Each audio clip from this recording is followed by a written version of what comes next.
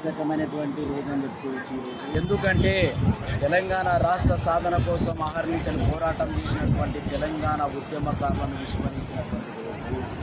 తెలంగాణ ఆత్మగౌరవాన్ని ఆంధ్ర పెత్తందారి వ్యవస్థకు తాకట్టు పెట్టినటువంటి రోజు ఇది. ఎందుకంటే నయవంచక నరహంతక నారా చంద్రబాబు నాయుడు యొక్క పుత్రు అయినటువంటి రేవంత్ రెడ్డి ముఖ్యమంత్రి అయ్యి ఈరోజు ప్యారెడ్ గ్రౌండ్లో తెలంగాణ ఆత్మగౌరవ జెండాని పట్టినందుకు బాధ అనిపిస్తున్నటువంటి రోజు ఇది.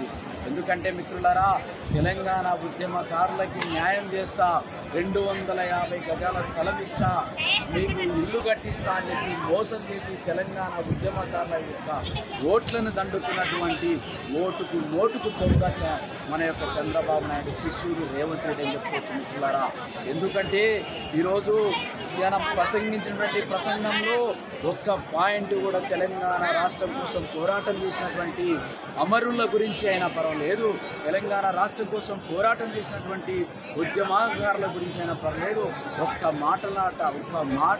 హామీ ఇవ్వనటువంటి, ఒక హామీని నెరవేర్చాలని చెప్పలేని అసమర్థుడు ఈరోజు మన ముఖ్యమంత్రి కావడం చాలా బాధాకరం. కనుక మిత్రులారా, తెలంగాణ రాష్ట్రం కోసం జైలు పాలైనము, తెలంగాణ రాష్ట్రం కోసము మేము పోరాటం చేసి మా భార్య ఉపవాసం పెట్టుకున్నాము. కానీ తెలంగాణ రాష్ట్రం కోసం పోరాటం చేసిన ఉద్యమకారులకి ఇచ్చిన హామీని నెరవేర్చలేని ఆకాంక్షతో మేము ఉన్నాం. కానీ ఒక్క హామీ నెరవేర్చలేదు మిత్రులారా. అనేక సార్లు జైలు పాలైనా, అరెస్టులైనా, దెబ్బలు తిన్నాను, ఎన్నో రకాలైనటువంటి వేదన గురైనాను. మా ఇంట్లో కుటుంబ సభ్యులు కూడా చాలా బాధలు అనుభవించి తెలంగాణ రాష్ట్ర ఉద్యమంలో మా వాళ్ళకి తిండి పెట్టేటువంటి పరిస్థితులు ఉన్నాము. కానీ ఈరోజు మాకు చాలా బాధాకరమైనటువంటి విషయం అని చెప్పుకోవచ్చు మిత్రులారా. మాకు ఏదైనా న్యాయం చేస్తాడేమో రేవంత్ రెడ్డి గారు అనుకున్నాం, కానీ ఈ విధంగా మొండి చేయి చూపిస్తాడని మేము కలలు కూడా కనలేదు మిత్రులారా. కనుక తెలంగాణ రాష్ట్రం కోసం ఏ విధంగా అయితే పోరాటం చేసిందో, కాళోజీ నారాయణరావు చెప్పినట్లు ప్రాంతేతరుడు తప్పు చేస్తే ప్రాంతం దాటేంత వరకు తరిమి కొట్టండి, ప్రాంతంలోని వాడు తప్పు చేస్తే ప్రాంతంలోనే పాతర పెట్టండి అని చెప్పిన నినాదం ముమ్మాటికి నిజం. ఈరోజు రేవంత్ రెడ్డి కూడా అదే పనిచేసాడు మిత్రులారా. ఆ రోజు మనం పోరాడితే పోయేదేమి లేదు, బానిస సంఖ్యలు తప్ప అనేటువంటి ఆంధ్ర పెత్తందారి వ్యవస్థ నుంచి, దోపిడీ రాజ్యం నుంచి తెలంగాణ రాష్ట్రాన్ని ప్రాణాలు అర్పించాలని తీసుకొచ్చినాం. కానీ ఈరోజు నయవంచక నారా చంద్రబాబు నాయుడు యొక్క గారాల శిష్యుడైనటువంటి రేవంత్ రెడ్డి అదే పని చేసిండు మిత్రులారా.